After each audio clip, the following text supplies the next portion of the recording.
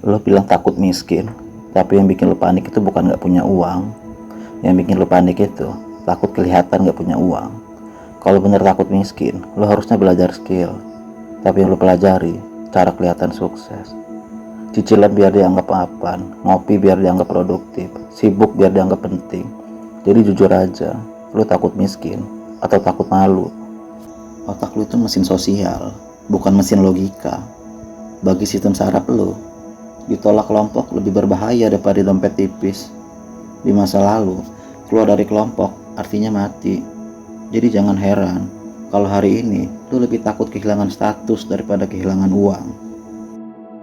Karena buat otak lu, status itu bukan soal gengsi, itu soal aman.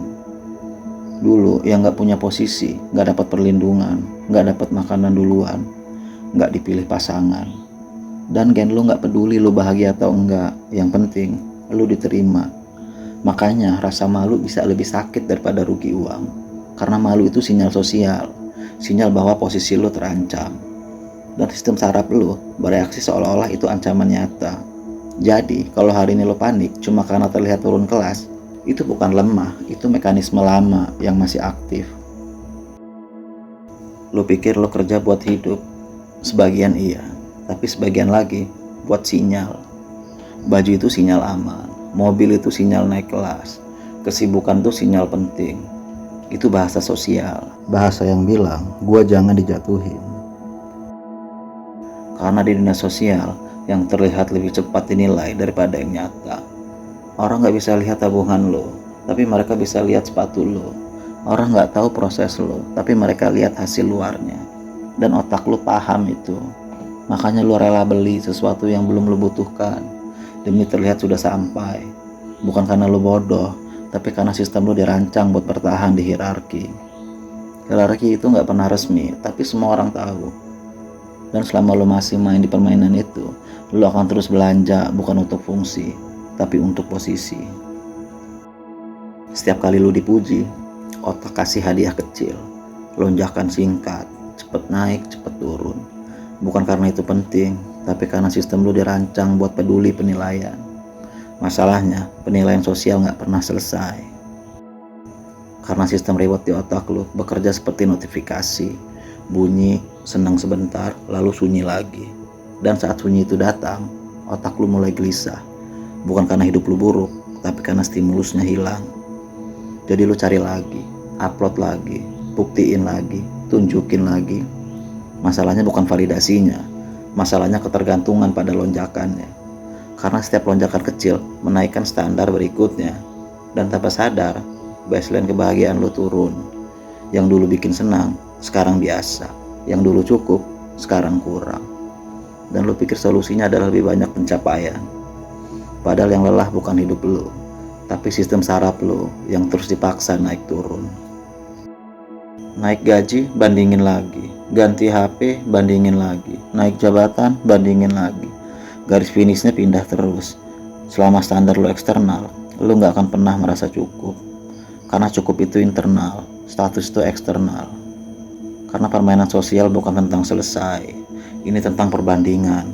Dan perbandingan selalu punya level berikutnya. Begitu lu sampai di satu titik, otak lu langsung cari referensi baru, yang lebih kaya, yang lebih cepat, yang lebih viral. Standarnya naik, tapi rasa cukupnya turun. Ini bukan salah lu, ini mekanisme adaptasi. Yang dulu terasa mewah, sekarang jadi normal. Yang dulu bikin bangga, sekarang jadi biasa. Dan kalau lu gak sadar mekanisme ini, lu akan terus lari di treadmill sosial. Capek iya, maju belum tentu. Karena yang bergerak bukan arah hidup lu, tapi posisi lu di mata orang lain. Lu bilang capek cari uang, tapi jujur aja, lu capek jaga citra. Lu capek terlihat kuat, capek terlihat naik, capek terlihat stabil. Dan itu jauh lebih mahal daripada sekedar miskin. Karena uang bisa dicari ulang, tapi energi mental yang habis buat jaga citra jarang balik utuh. Setiap hari lo perform di depan teman, di depan keluarga, di depan sosial. Selalu kuat, selalu naik, selalu baik-baik aja. Dan sistem saraf lo gak pernah benar-benar istirahat. Karena ancamannya bukan bangkrut, ancaman terbesarnya jatuh status. Makanya bahkan saat saldo lo aman, lo tetap gelisah. Karena yang lo jaga bukan angka, tapi persepsi. Dan persepsi orang lain, itu variabel yang gak bisa lo kontrol. Artinya, lo menukar ketenangan untuk sesuatu yang bahkan bukan milik lo. Hidup lo habis buat menghindari rasa malu, yang bahkan mungkin gak ada yang peduli. Karena kenyataannya, orang lain juga sibuk takut kelihatan gagal. Semua orang saling nonton, tapi gak ada yang benar-benar peduli. Dan yang paling kejam, lu bisa ngabisin hidup buat membangun citra, tapi satu generasi setelah lu mati, gak ada yang ingat. Yang tersisa cuma satu, pertanyaan sederhana. Apakah lu hidup dengan tenang? Bukan dihormati, bukan dikagumi, tapi tenang. Kalau jawaban lu belum, mungkin yang perlu lu ubah bukan saldo, tapi siapa yang lu coba puaskan. Karena pada akhirnya, yang hidup di kepala lu bukan komentar mereka, bukan pujian mereka, bukan standar mereka. Yang hidup di kepala lu adalah suara lu sendiri. Dan kalau suara itu setiap hari isinya tuntutan, perbandingan, ketakutan jatuh, lu bisa punya segalanya, tapi gak pernah damai. Lu gak butuh lebih banyak tepuk tangan, lu butuh lebih sedikit penonton. Lu gak butuh terlihat naik, lu butuh merasa cukup. Karena waktu lu terbatas, energi lu terbatas, perhatian lu sangat terbatas. Dan setiap detik yang lu pakai buat menjaga citra adalah detik yang gak kembali. Gak ada yang datang di akhir hidup lu buat ngecek fit. Gak ada yang peduli berapa kali lu dibandingin. Yang tersisa cuma satu hal sederhana. Apakah lu sempat hidup tanpa jadi tontonan? Kalau belum, masih ada waktu. Tapi kali ini, hiduplah tanpa panggung. Karena kadang, yang error bukan hidup lu.